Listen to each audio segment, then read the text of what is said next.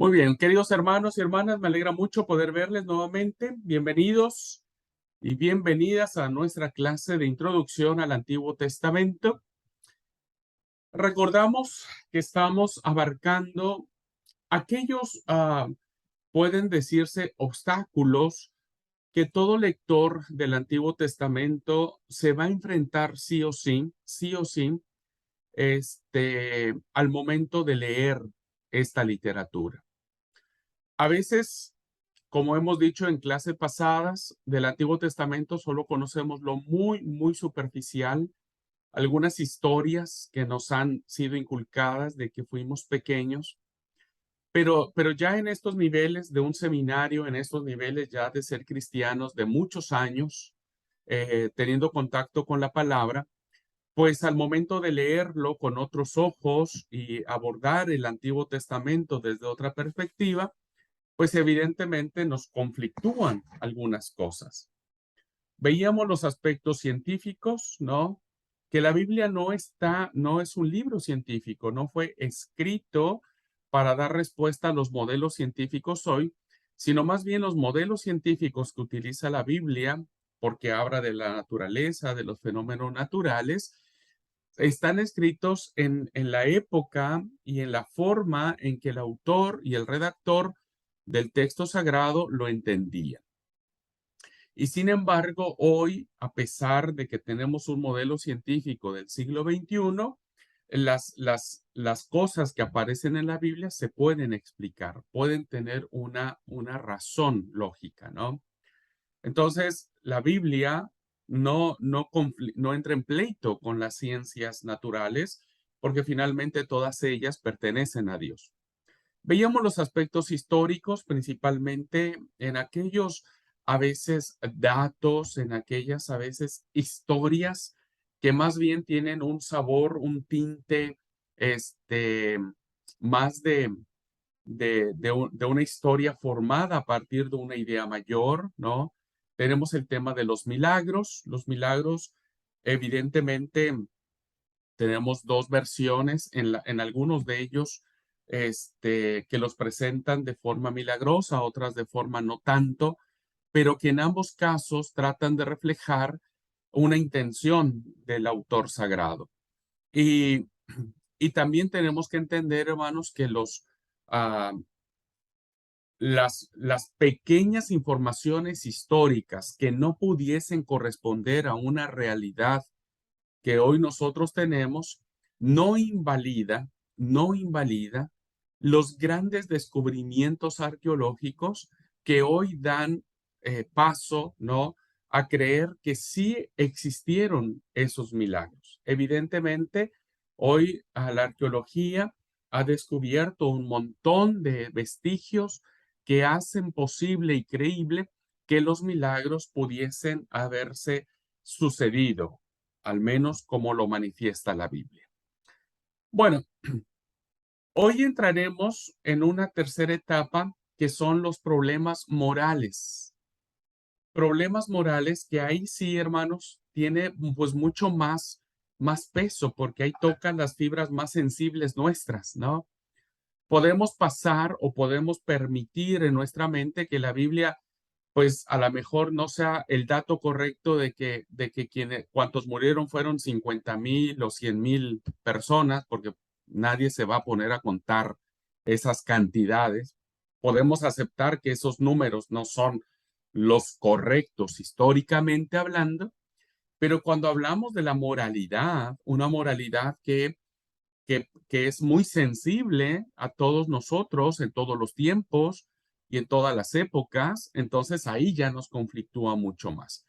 Entonces lo que voy a hacer, hermanos, en esta clase es plantear en primera instancia estos problemas morales, estos problemas éticos que aparecen en el Antiguo Testamento y voy a tratar de dar algunas pistas de solución de cómo encararlos, de cómo entenderlos, de cómo saber si estos elementos, ¿no? Pueden perturbar la grandeza de Dios. Así es que voy a compartir la pantalla y nos vamos a ir guiando. Vayan anotando sus preguntas. Si alguien tuviese alguna pregunta sobre el tema, lo charlamos posteriormente. Los que estén viendo la grabación también tienen la oportunidad de, si no queda algo claro, mandar su pregunta y con todo gusto le estaríamos resolviendo en alguna clase en vivo. ¿Ok? Bueno, voy a compartir entonces la pantalla y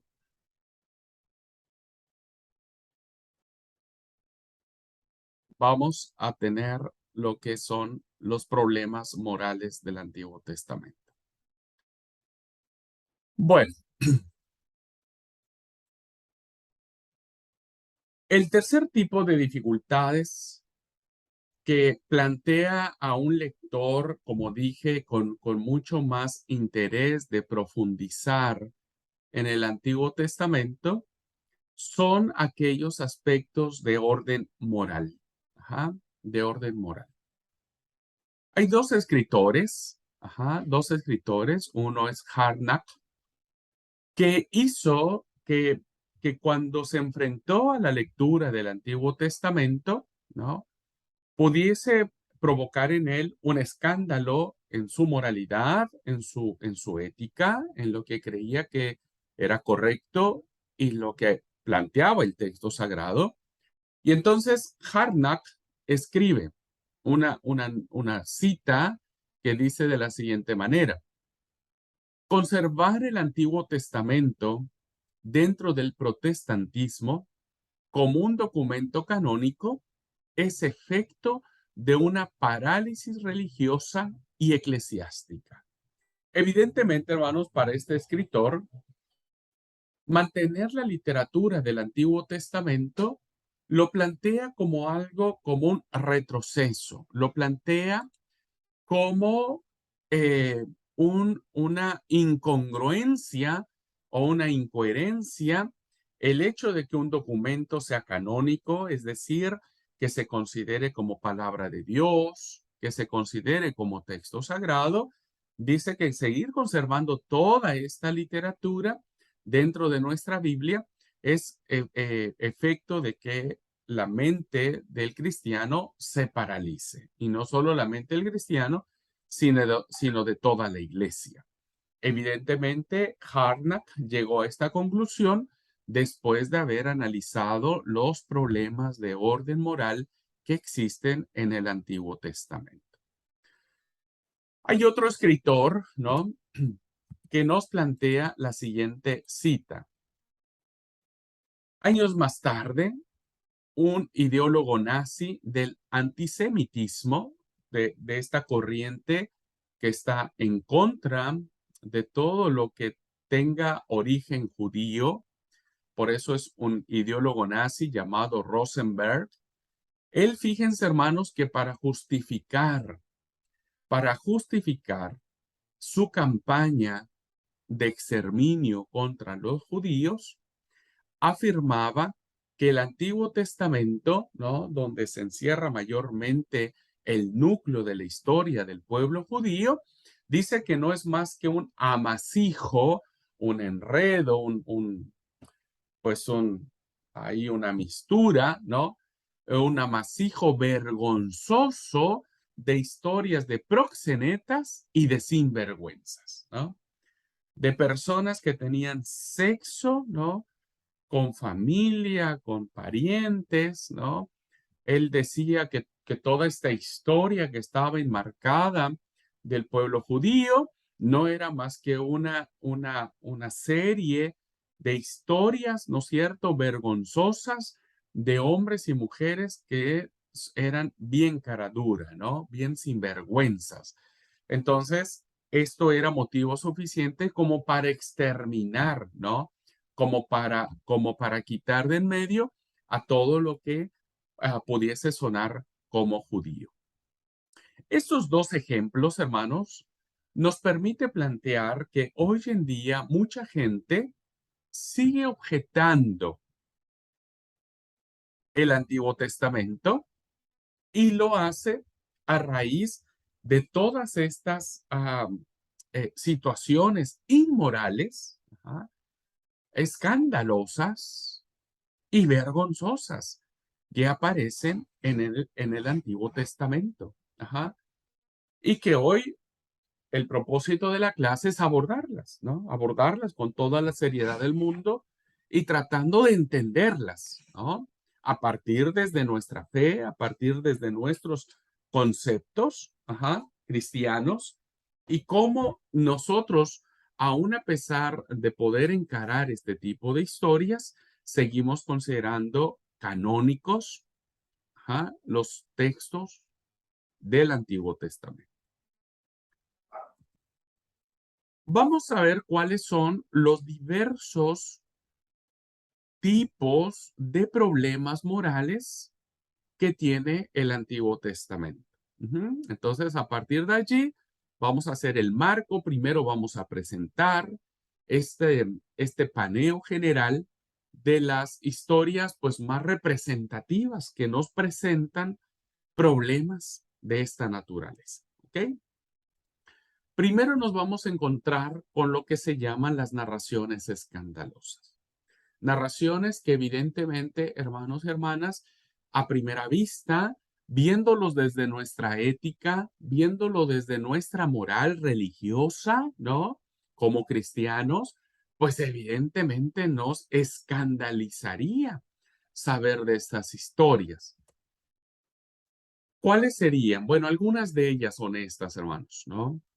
Estas historias son a propósito de personajes muy famosos, de personajes que evidentemente pues plantean primero una figura muy elevada, una figura muy respetable en el Antiguo Testamento, pero que cuando vemos algunas de sus acciones pues no fueron nada lindas, ¿no? Bueno, tenemos en primer lugar al patriarca Abraham, al que hemos dicho que es el hombre o el padre de la fe, ¿no es cierto? Que evidentemente tiene un papel muy importante para unificar a las tribus en su identidad nacional. Sin embargo, vemos que este personaje miente. Y todos sabemos a la luz del Nuevo Testamento que la mentira es del diablo, pero encontramos, por ejemplo, en el Génesis capítulo 12, ¿no? Versículos del 10 al 12, cuando Abraham, ¿no? Desciende a Egipto para vivir allí, aconteció que cuando entra a Egipto, le dice a su esposa, ¿no? Tú eres una mujer de hermoso aspecto. Y cuando te vean los egipcios, van a decir, su mujer es, me matarán y a ti te darán la vida. Por lo tanto, diles que eres mi hermana. Abraham, hermano, por salvar la vida, diríamos, ¿no? Miente y lleva por delante a la esposa, ¿no? Pero no será la única vez, lo hará también con Abimelech, ¿no? Cuando más adelante él también se sienta amenazado y entonces Abraham vuelva otra vez a mentir y vuelva otra vez a decir que Sara no es su mujer, sino su hermana. Tenemos otra historia, como la historia de Jacob, ¿no? Cuando roba a su hermano la primogenitura, engañando a su padre de una manera tan ruin, de una manera tan alevosa. Jacob se aprovecha de que su papá está ciego, ¿no? Aprovecha la oportunidad y junto con la mamá, ¿no? La mamá se hace fuerza para entrar en complot con Jacob y ambos engañan a Isaac, ¿no? Para robar de una manera tan sinvergüenza la primogenitura que por derecho, por costumbre en aquellos tiempos, le pertenecía a, eh, a Esaú. Pero bueno, vemos que después Jacob beberá una sopa de su propio actuar, ¿no es cierto? Porque él no solamente engañará a su padre, sino también engañará a su tío Labán con el tema de las ovejas para quedarse con las mejores de ellas, ¿no? Labán después se desquitará cuando Jacob trabaje 7 años por, s- por Rebeca, que es la mujer a la que él ama, y terminará Labán pagándole con la misma moneda, y entonces en vez de darle a Rebeca, le da a Lea, y después tiene que trabajar otros 7 años para tener a Rebeca. Tenemos una historia, hermanos, un tanto complicada que aparece en el libro de los jueces, cuando Jael, ¿no es cierto?, asesina a Sísara después de que lo recibe en su tienda. Sísara, este general pagano, ¿no es cierto?, que se acoge allí, y Sísara toma una estaca, ¿no? Y dice, hay un relato, pero hay dos tradiciones sobre el tema, pero una de las tradiciones dice que Sísara entró a la tienda, se durmió, ¿no es cierto? Y entonces ahí Jael toma una estaca y le clava el cráneo en la tierra, ¿no? O sea, todos los sesos y toda la cabeza le explotó a Sísara, y vemos una manera muy cruel, ¿no? Muy fea de matar a alguien. Ujú. Realmente ya él se convierte en asesina, pero el texto bíblico la alaba por el acto que comete. Tan es así que en el canto de Débora van a alabar la acción de Yael, y no la van a hacer como asesina, sino como alguien que ah, fue una heroína, diríamos, ¿no? Tenemos otra historia en el Antiguo Testamento, hermanos, que aparece también en el libro de los jueces, cuando Jefté, uno de los jueces, ¿no? Le dice a Dios que, que si él le da la victoria contra los filisteos, si no mal recuerdo, Jefté dice que iba a sacrificar a la primera persona que saliera a su encuentro, ¿no? Después de venir de la victoria. Y bueno, dice la Biblia que Dios le concede la victoria a Jefté, y que cuando él vuelve, ¿no? La primera que sale a recibirle con alegría y con danza es su hija, ¿no? Entonces Jefté se lamenta profundamente por el voto que había hecho a Dios. Jefté le comenta a su hija le dice, cumplí lo que Dios te ha dicho, solamente concedeme a mí y a mis doncellas ir por 2 meses a las montañas para llorar mi virginidad. No he tenido relaciones sexuales con ningún hombre, y después de eso vendré y vos me sacrificarás. Y la palabra dice que Jefté termina sacrificando a su hija, ¿no? Y uno diría, ¿cómo Dios aceptó este tipo de situaciones, ¿no? ¿Cómo Dios le da la victoria y acepta un sacrificio humano? ¿Mm? Bueno, después tenemos historias no escandalosas como la de David. David que aunque es el hombre en el cual su descendencia vendrá el Mesías, es un hombre sanguinario porque él conquista muchas tierras y lo hace a través de la guerra y matando personas, ¿no? Es un general, es un guerrero, un soldado muy cruel porque pues para conquistar las tierras que en ese momento existían, pues tuvo que haber usado de crueldad, ¿no? Para matar. Además es un hombre mentiroso, es un hombre calculador, frío, hurga todo un plan para sacarse de en medio a Urías el Eteo, perdón, y, y bueno, todos sabemos la historia que viene después. Y luego, bueno, todas las historias familiares que se ciernen alrededor de David, ¿no? Con sus hijos, un hijo, Amón, viola a su hermana Tamar, ¿no? Absalón mata a Amón, ¿no? Y luego Absalón anda persiguiendo a David, su papá, para matarlo y quedarse él con su trono. Y así, hermanos y hermanas, podemos seguir sacando un sinfín de historias, ¿no? Que están en un texto sagrado, ¿no? Que decimos que es palabra de Dios, que pensaríamos que la Biblia debería de tener las cosas más lindas, más puras, más santas, más de acuerdo a nuestra moralidad o nuestra ética y nos damos cuenta de que no es así. Entonces, primero tenemos este problema. Pero no solamente tenemos este tipo de problemas de narraciones escandalosas, hermanos, sino también tenemos lo que se le conocen como oraciones que reflejan odio, y sobre todo que reflejan espíritu de venganza, de venganza. Evidentemente, esto a la luz de nuestra moralidad, de la ética nuestra como cristianos, pues no corresponde poder orar, ¿no? Con un sentimiento de odio y de venganza y de bronca contra alguien, nadie oraría así en el templo. Sin embargo, hermanos, vamos a ver que aunque naturalmente, evidentemente, esto es un dato muy importante que tenemos que resaltar, no son muchas estas oraciones o este tipo, ¿no?, de oraciones. Pero podemos citar dos importantísimas, ¿no? Dos que aparecen en primer lugar en el Salterio, en el libro de los Salmos. Ustedes recordarán que los salmos se utilizaban para ser orados. Los salmos se oran, se cantan en el templo.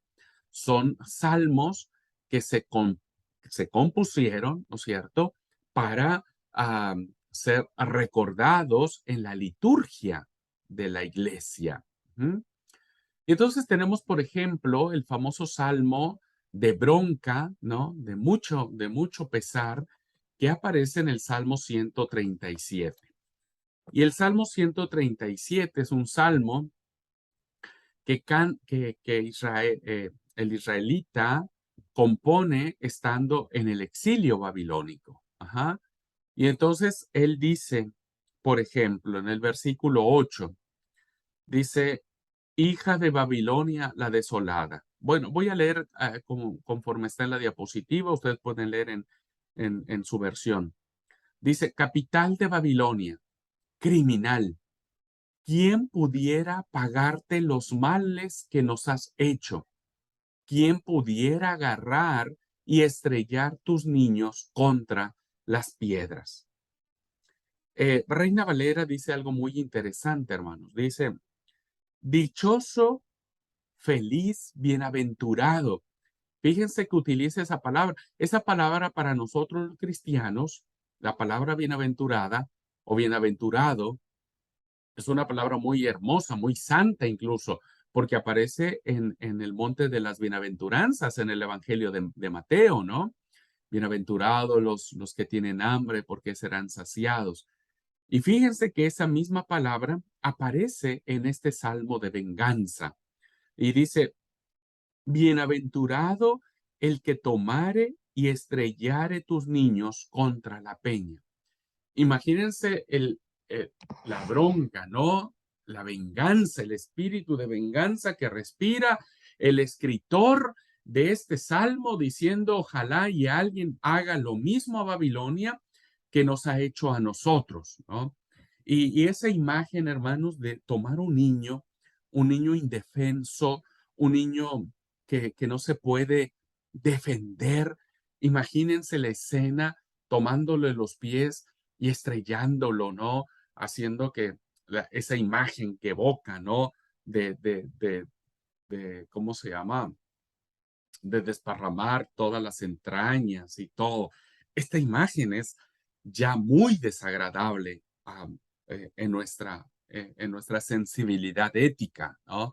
Nadie podría ahora en el templo orar a Dios para vengarnos de alguien que nos hizo daño, ¿no es cierto? Decir, ojalá y al niño de tal hermano o hermana lo estrellen contra una pared o un auto pase por encima y lo destripe. Nadie podría orar. Sin embargo, encontramos una oración de este tipo. Eh, y tenemos otra que está en labios del profeta Jeremías, ¿no es cierto? Y él también en un momento de ira dice, entrega a sus hijos al hambre, hablando también de esta situación del exilio en Babilonia. Entrega a sus hijos al hambre. ponlos a merced de la espada. Queden sus mujeres viudas y sin hijos. Mueran sus hombres asesinados y los mozos a filo de espada en combate. Fíjense cómo, hermanos, el gran profeta Jeremías, un hombre pues de Dios, que todos sabemos que es el gran profeta Jeremías, ¿no? Que es un profeta avalado por Dios, que habla en nombre de Dios, pero ahora vemos, hermanos, que está sacado, ¿no? Está sacado. Y vemos a un profeta, ¿no? Que está pronunciando un profundo deseo de desquite, de venganza, este, y que evidentemente, pues ahora ningún pastor o ningún consagrado o consagrada se atrevería, ¿no? A pedir que eso sucediera, porque no estaría dentro de nuestra práctica cristiana. ¿Mm? No olviden, hermanos y hermanas, ante este ejemplo, ante este ejemplo, no olviden que, que son palabras de hombres, que están en la palabra de Dios, ¿no? Pero que no son palabra de Dios. Ya lo vamos a ver ahora en la explicación a esto, pero desde ahora se lo quiero decir. La Biblia, hermanos, cuando nosotros decimos en el culto, abramos la Biblia porque es la palabra de Dios. Ajá, es palabra de Dios, pero recuerden que en esta palabra de Dios también hay palabras de hombres, ¿no? Y en este caso nos encontramos a un orante, a un escritor del Salmo, ¿no es cierto? A un salmista, y nos encontramos a un profeta que en medio de la bronca están deseando vengarse, que tienen gran odio, en este caso a Babilonia, sobre lo que existe. Pero eso no es palabra de Dios. Dios no avala eso bajo ninguna circunstancia. Ajá. Pero ahora lo vamos a explicar. Bien, entonces tenemos narraciones escandalosas, tenemos oraciones que reflejan odio o espíritu de venganza, tenemos, hermanos, blasfemias, que al igual que el anterior caso, no son muchas, pero sí nos plantean a nosotros, ¿no es cierto?, encontrarnos con este tipo de situaciones que, insisto, ninguno de nosotros podría atreverse a blasfemar contra Dios. Ninguno de nosotros. Ajá. Como es lógico, tampoco existen muchas expresiones de este tipo. Ajá. Donde más las podríamos encontrar es en el libro de Job, ¿no? El libro de Job parece ser que hay un montón de blasfemias, ¿no? De un personaje, ¿no? Que muchos hemos pensado, siempre hemos creído que Job es paciente. La paciencia de Job, hemos hablado mucho de eso y hemos hablado de un hombre que cuando le, le, le, ah, se le quita todo lo que es el ganado, sus campos, se le quita todo, ¿no es cierto? Sus hijos son muertos. Él dice, este, Jehová dio, Jehová quitó, es el nombre de Jehová bendito. Vemos que cuando se le cae la sarna, ¿no? A su cuerpo y tiene una enfermedad de él, la esposa le dice, maldice a tu Dios y muérete. Y Job le dice, el bien hemos de recibir y el mal no lo hemos de recibir. Y dice la palabra que en todo esto no pecó Job. Entonces siempre nuestra idea de Job es la idea de un hombre que se aguantó, que se cayó, que estuvo quietito, ¿no es cierto? Sin embargo, ya lo vamos a ver cuando veamos libros sapienciales y vamos a ver a profundidad el libro de Job, nos vamos a dar cuenta, hermanos, que es todo lo contrario. El libro de Job aparece como un hombre que se revela, aparece como un hombre que discute con Dios, es un hombre que, que encara a Dios de una manera muy fuerte, que no acepta su destino, que no entiende por qué le está pasando esto, ¿no es cierto? Son conversaciones tan profundas, hermano, tan profundas que tiene Job, que él dice que no acepta ni su destino, ni el destino de todos los hombres que sufren en el mundo, y entonces acusa a Dios de todo esto que está sucediendo. Job, hermanos, en la parte poética del libro, no en la parte narrativa, sino en la parte poética del libro, estalla en un sinfín de expresiones, ¿no? Y dice, maldito sea el día en que se dijo, hombre o niño es concebido. Perezca ese día, ¿no?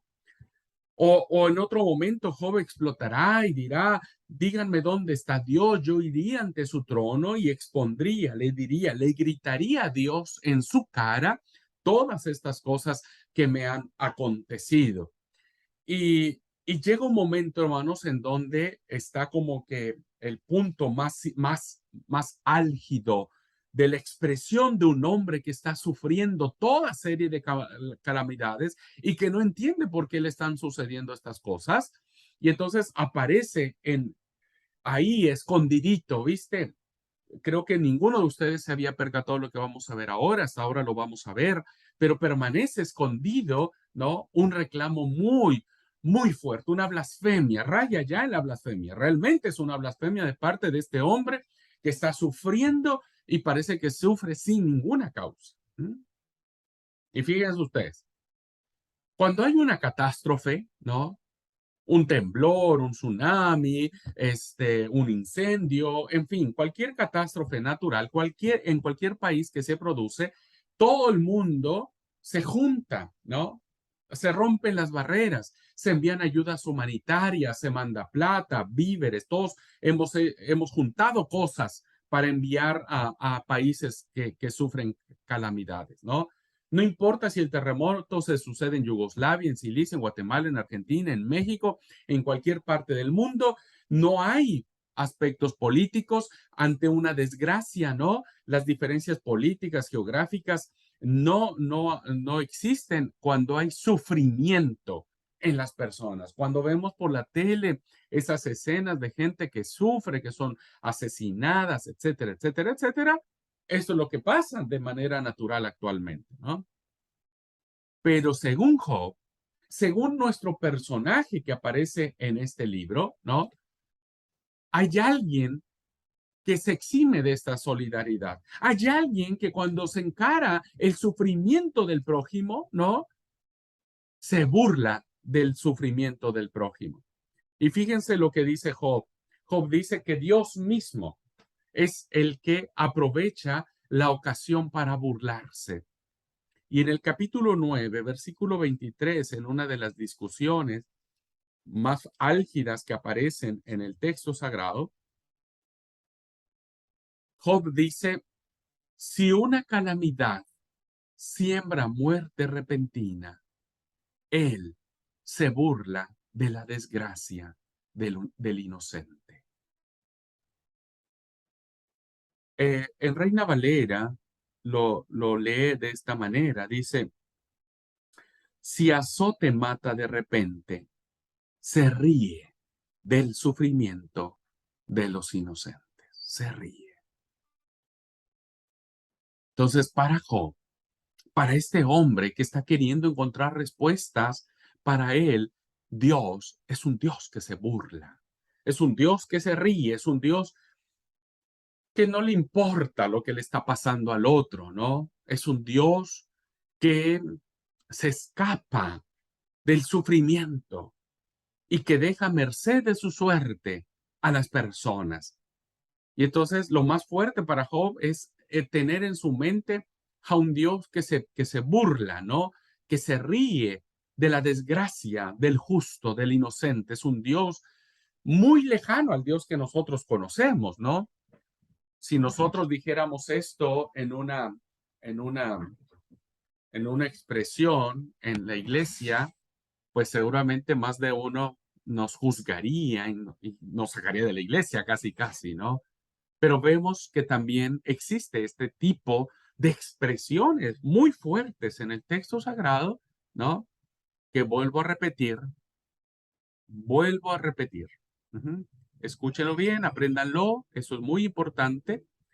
Están en la palabra de Dios, pero no son palabra de Dios. Ujú. Bien, a ver, otro, otro tipo moral. Ya hemos visto narraciones escandalosas, hemos hemos visto oraciones de odio y venganza, hemos visto blasfemias, y ahora parece ser, hermanos, que hay mandatos y prácticas inmorales, ¿no? Que evidentemente hoy ninguna iglesia cristiana se preciaría de poner esto en su doctrina como una práctica de fe. ¿Mm? Bien, en este grupo vamos a tocar de manera más sensible, por lo más sensible que existe en el Antiguo Testamento, lo constituye lo que se le conoce como la Guerra Santa. ¿Ah? La guerra que al parecer Dios es quien la ordena, Dios es quien manda.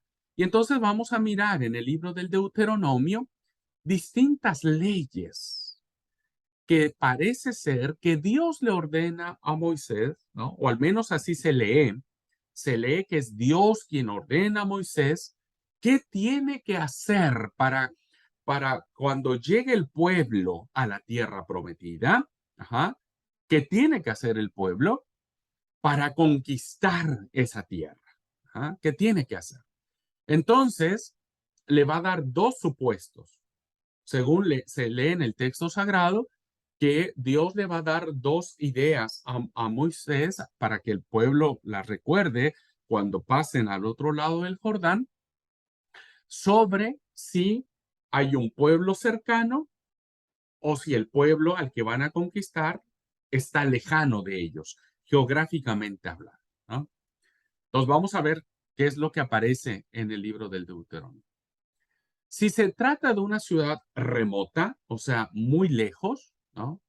Según el Deuteronomio y la Biblia pone en labios de Jehová estas palabras, ¿no?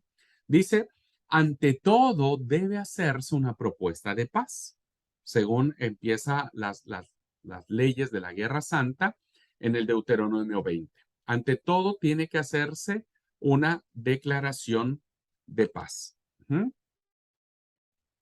Si los habitantes, ajá, es el capítulo 20, dice, si los habitantes la aceptan, servirán a Israel a trabajos forzados, es decir, van a ser sus esclavos. Lo que Dios nunca quiso que su pueblo estuviera en Egipto, esclavo, ahora parece ser que la indicación es de que si esta gente acepta, serían esclavos de los israelíes. ¿Ah? Bueno, eso a lo mejor no tendría mayor problema, diríamos, aun cuando ya encontramos cierta resistencia para entender este tipo de indicación. Lo peor es lo siguiente, dice el texto, pero si no rechazan, pero si rechazan, no aceptan esta propuesta de paz, dice, les pondrás sitio, los rodearás y no dejarás que nadie salga, que nadie entre ni que nadie salga, ni para comprar ni para vender. Dice, les pondrás sitio, los rodearás, ¿no? Y cuando el Señor le entregue en tu poder, dice, la pasarás a cuchillo a todos sus varones, matarás a todos, ¿no? Las mujeres, los niños, el ganado y los demás bienes de la ciudad los tomarás como botín, los tomarás como pago. ¿Ah?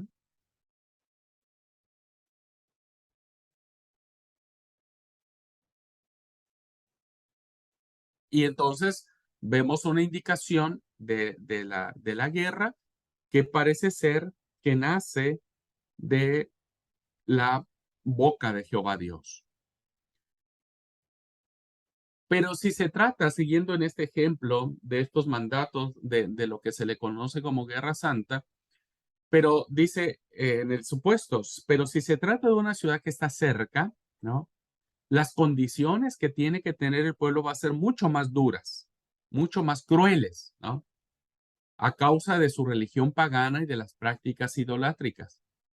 Los habitantes constituyen estas ciudades paganas que rodean a Israel, constituyen un peligro para la fe de los israelitas y por lo tanto hay que exterminarlos, hay que quitarlos de en medio. Y entonces dice la palabra, en las ciudades de estos pueblos, cuya tierra te dé el Señor en heredad, no dejarás a nadie con vida.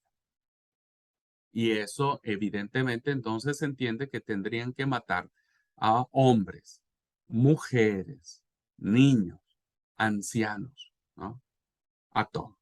Tienen que matarlos. Entonces, vemos acá de una manera increíble que el texto sagrado, ¿no es cierto?, nos dice que Jehová es el que está dando estas instrucciones al pueblo una vez que pase el otro lado del Jordán. Ni las mujeres ni los niños quedan libres de la muerte en este caso, ¿no? Y como lo he dicho, lo grave es que todo esto aparece como ordenado por Dios, ¿no? Y algo que el israelita, como Dios lo ordena, lo tiene que aceptar, lo tiene que cumplir al pie de la letra porque necesita serle fiel a Dios. Entonces, en ambos casos, Israel se convertiría en un derramador de sangre por orden de Dios, ¿no? Y mataría en algunos casos de forma justificada solo a los varones y dejaría con vida a mujeres y niños, pero en otro caso sería cruel y sanguinario y morirían todos los hombres, mujeres y niños. Y entonces, de este modo, a través de estas historias de conquista, como las vemos en el libro de Josué, ¿no es cierto?, se alaba a los personajes bíblicos. Y muchos de los relatos no es que se alabe a estos personajes por su grande fe, sino por la gran cantidad de cadáveres que van sembrando sobre la tierra de Canaán. Evidentemente, esto no podría ser nosotros. Nosotros no podríamos matar a nuestro vecino hoy y matar a un niñito indefenso, ¿cierto? No, no podríamos hacerlo. Aun, aun cuando creamos que Dios no los esté mandando, hoy entenderíamos que algo más tendría, de alguna otra forma, deberían entenderse todos este tipo de mandatos o de órdenes que aparecen en en la palabra de Dios, ¿no? Por eso es que tanto Harnack como el otro personaje, ¿no? Decían, es un amasijo de historias eh, de sinvergüenzas, de proxenetas, ¿no? De cosas que la verdad no tienen sentido. ¿No? Muy bien, hasta aquí entonces, hermanos, he dado un panorama general de algunas de estas situaciones, ¿no es cierto?, que hoy evidentemente, a la luz de nuestra práctica cristiana, pues no se practica. Ajá. Y que he dado algunos datos, algunas historias de esta inmoralidad, ¿no? De estas cuestiones inmorales que aparecen en el texto sagrado. Pero como toda historia, ujú, como toda historia, la moneda tiene dos caras. Ajá, tiene dos caras. Entonces, vamos a ir dando un poco de luz a todo esto. ¿Qué quiero decir con que la moneda tiene otra cara? Antes de responder a estos problemas y darles una solución, debemos tener presente algo muy importante. El Antiguo Testamento, los 39 libros canónicos que aparecen en el Antiguo Testamento, no se reduce a esta serie de ejemplos escandalosos. Es decir, que los 39 libros de la Biblia del Antiguo Testamento, no todo es inmoralidad. Lo que en él predomina, hermanos, en el Antiguo Testamento no es la inmoralidad. No son estos son casos que están allí, claro, pero que no son la generalidad, ¿no? Lo que predomina en el Antiguo Testamento no es la inmoralidad, sino la moralidad. Fíjense, algo bien curioso. Si bien es cierto, hay estas narraciones o estos ejemplos o estas historias inmorales, también es cierto, hermanos, que hay un gran sentido ético en el Antiguo Testamento. ¿No? Hay una ética elevadísima de aspectos morales, ¿no? Esto lo vamos a ver cuando profundicemos en los mensajes de los profetas. Los profetas, queridos alumnos, tienen un gran sentido ético en sus pronunciamientos, más allá de lo que Jeremías pudo haber dicho, ¿no es cierto? Que ahora vamos a explicar. la totalidad del cuerpo profético tiene una gran ética, ajá, grande moralidad. Porque en esos mensajes, en esa postura que va a tener los profetas, van a defender a capa y espada a los más pobres, a los oprimidos. Ujú. Y entonces eso debemos tomarlo en cuenta. ¿Ah? Y voy a poner algunos ejemplos. Ujú.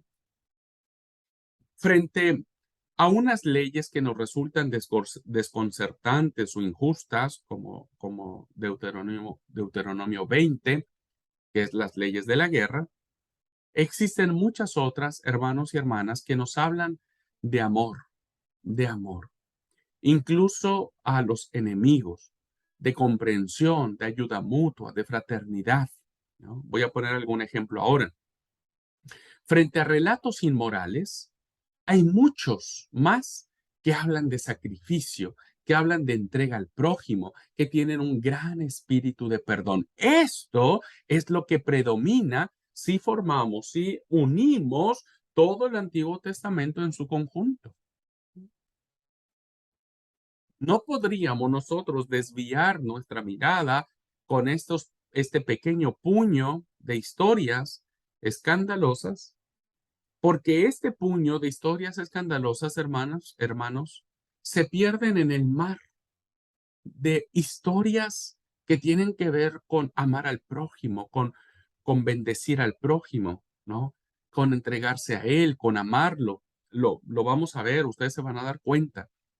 Entonces, el Antiguo Testamento no es una, un amasijo de historias de proxenetas y de sinvergüenzas. No, eso lo dijo alguien solamente para justificar su propia postura. No es que el Antiguo Testamento sea una literatura que paraliza al cristiano y a la iglesia. No, en lo absoluto, todo lo contrario. Lo mete en una dinámica de entender el amor, la entrega y el sacrificio. Veamos algunos ejemplos de esto. ¿Se acuerdan ustedes, hermanos, de una historia? No sé si ustedes la han leído, pero si la leyeron, seguramente los habrá dejado con más preguntas que respuestas. Porque es una historia evidentemente pues muy fuerte a nuestra sensibilidad. Este, que tiene que ver con eh, ah, el asesinato de la concubina del levita que aparece en el libro de los jueces. Bien, el libro de los jueces, hermanos, tiene dos apéndices. Al final del libro, uno de ellos tiene que ver con el altar o el culto danita de la tribu de Dan. Y el otro apéndice tiene que ver con una guerra civil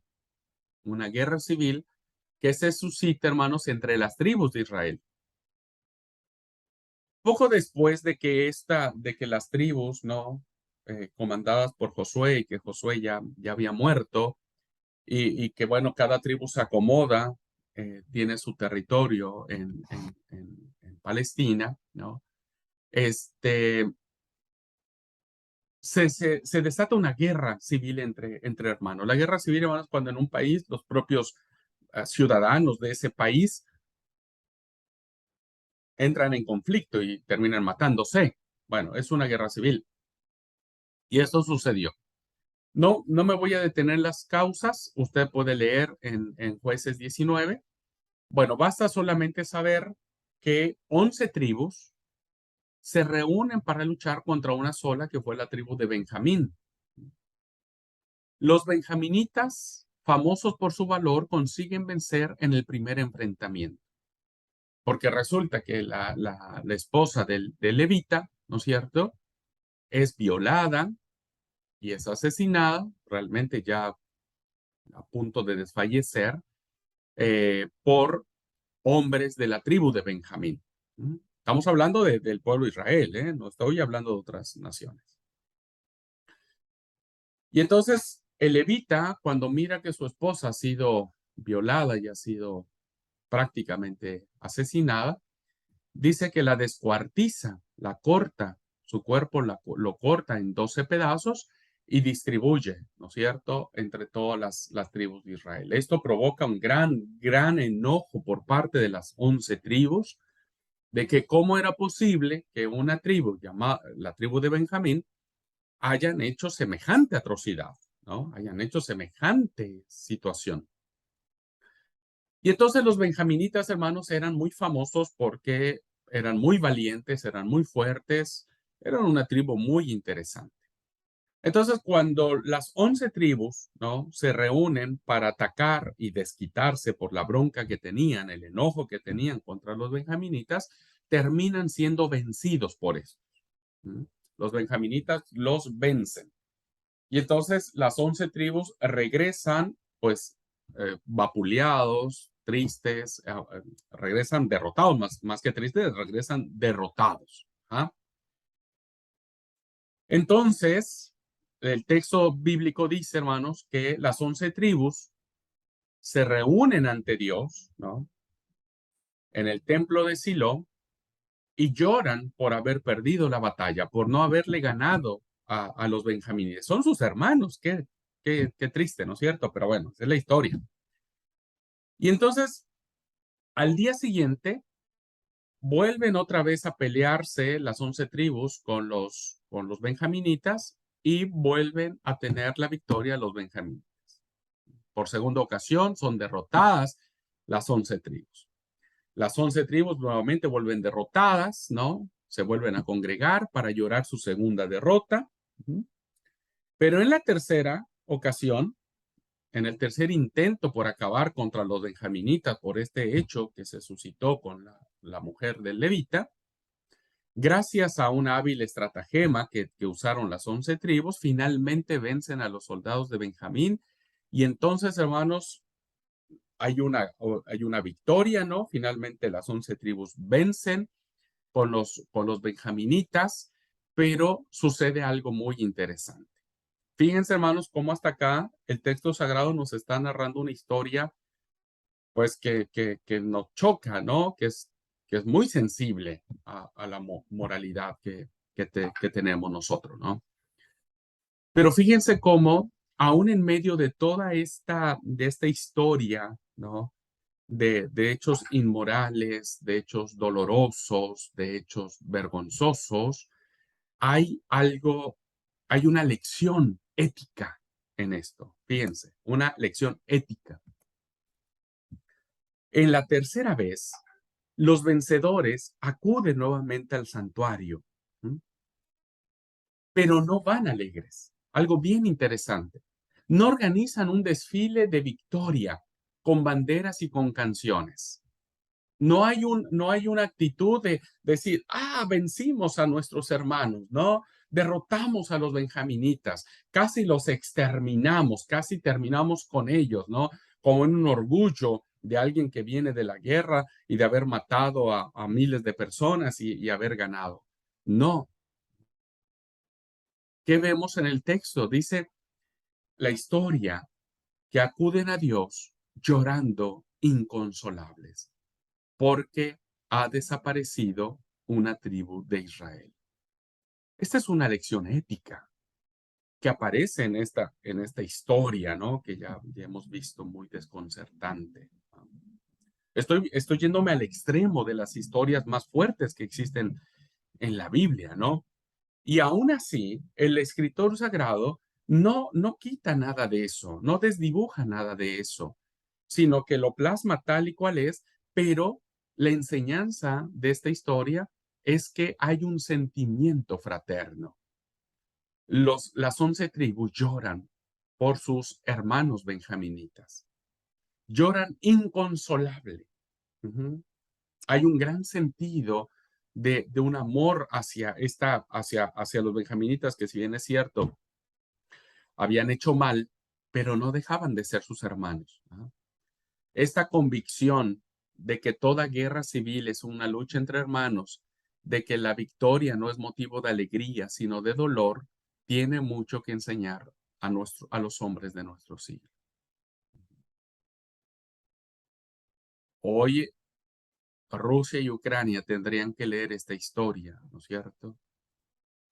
y darse cuenta, ¿no? Que no es el sentido de victoria, ¿no? Hoy la guerra, el ruso celebra cuando mata a un ucraniano y el ucraniano celebra cuando mata a una familia rusa. ¿No? Pero eso no lo encontramos en el texto sagrado. En el texto sagrado vemos dolor, vemos amor, sentido, ¿no? Vemos un dolor que se mueve dentro de, de, de las 11 tribus por lo que hicieron los benjaminitas. Entonces, no todo es inmoralidad, no todo son cuestiones pecaminosas, también hay lecciones éticas en medio de todas estas expresiones inmorales. Ujú. Hay un segundo ejemplo de cómo el texto sagrado, hermanos, refleja la, las verdaderas batallas, las verdaderas luchas que alguien tiene cuando se enfrenta a situaciones inmorales y que tiene que tomar decisiones correctas, ¿no? No todo es inmoralidad. Hay honestidad brutal en el texto sagrado. Hay honestidad sincera. Hay, hay personajes, ¿no? Que reconocen quiénes son. ¿Mm? Y que a partir de allí van a reflejar profundas convicciones, convicciones de intachabilidad, convicciones de rectitud, convicciones de hacer lo correcto, ¿no? No todos son como los benjaminitas, también hay hombres y mujeres convencidos de hacer lo correcto, ¿no? Y lo vemos, por ejemplo, en el libro de Job, cuando en el capítulo 31 hay un ideal de vida que todo israelita, que todo verdadero israelita, y pensaría hoy que todo verdadero cristiano deberíamos de seguir. Ajá. No voy a ver todo el capítulo 31 porque es muy largo, solamente voy a enmarcar algunas de las convicciones del protagonista, en este caso de Job. Job manifiesta profundas convicciones, ajá, de integridad, ¿ah? Más allá de la blasfemia, más allá de esto que él está viviendo, ¿no es cierto? En medio de su dolor, también eh, hay grandes relatos donde él establece conductas que pueden servir, ¿no es cierto?, como referentes para un examen de conciencia, de honestidad. Ajá.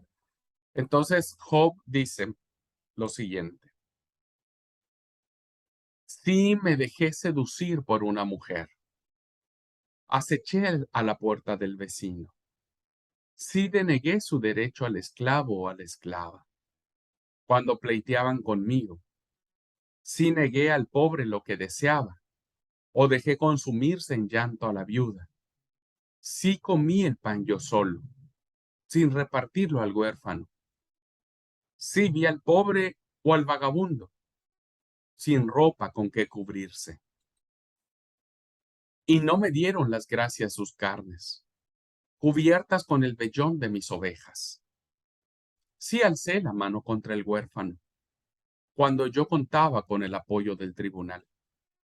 Lo juro, no puse en el oro mi confianza, ni llamé al metal precioso mi seguridad.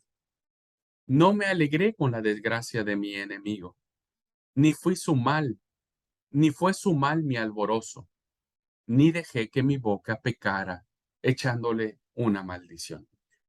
Bueno, ojalá y podamos leer todo el capítulo con mayor calma, ¿no es cierto? Y darnos cuenta cómo Job hace un profundo examen de conciencia y dice, sí, yo vi al huérfano y no hice nada por ayudarle. Sí, yo, eh, como dice, ¿no? Me dejé seducir por una mujer cuando miré la puerta del vecino. Sí, sí, le denegué el derecho al esclavo cuando ellos peleaban conmigo. No ayudé al pobre, a la viuda. Yo comí solito mi pan y cuando había un huérfano nunca le di, ¿no? A un vagabundo no le di con qué cubrirse y cuando le di con qué cubrirse nunca me dieron ni siquiera las gracias, ¿no? Cuando yo tuve la oportunidad de estar ante el tribunal, el huérfano pues no tenía mucha ayuda y yo tampoco le ayudé al huérfano, al pobre, a defender su causa.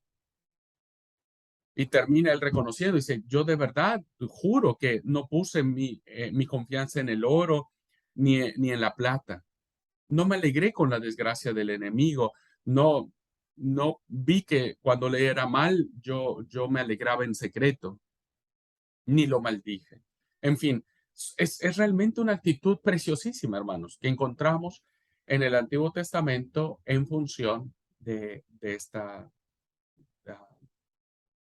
esta moralidad, de esta ética. Cuando alguien reconoce quién es, ¿no? Cuando alguien sabe que no es tan justo como pareciera, ay, sí, yo soy tan justo que no merezco sufrir, ¿no? No, no lo somos, no lo somos.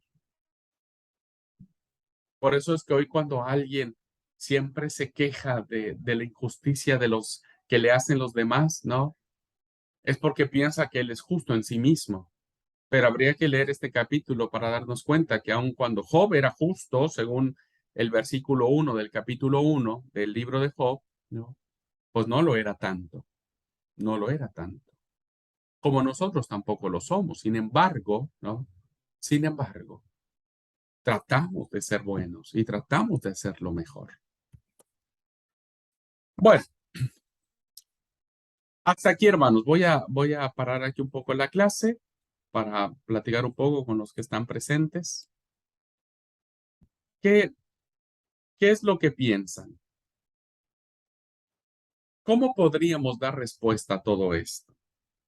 ¿Qué sentimientos, qué pensamientos les produce encarar o enfrentar este tipo de aspectos, ¿no es cierto? ¿Y cómo creen ustedes que podríamos explicarlos? ¿Cómo podríamos explicarlos? ¿Cómo entenderíamos todo esto? ¿No? Ya dije un poco que el Nuevo Testamento, si bien es cierto, hay todas estas historias, no todo es inmoralidad, hay un gran sentido de moralidad, ¿no? Y bueno, me fui al ejemplo más extremo, que fue el levita y la concubina, y vemos que aún en eso hay ética, ¿no? El texto sagrado manifiesta eso, pero con todo lo demás que hemos platicado, ¿qué les parece? ¿Qué les dice? ¿Lo habían visto así? ¿Lo habían analizado así?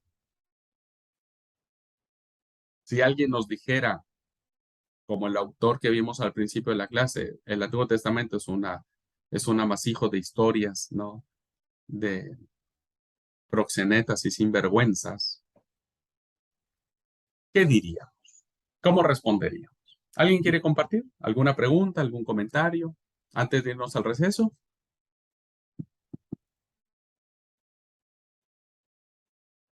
¿Quedó claro? ¿Algo que no haya quedado lo suficientemente claro? Por favor, adelante.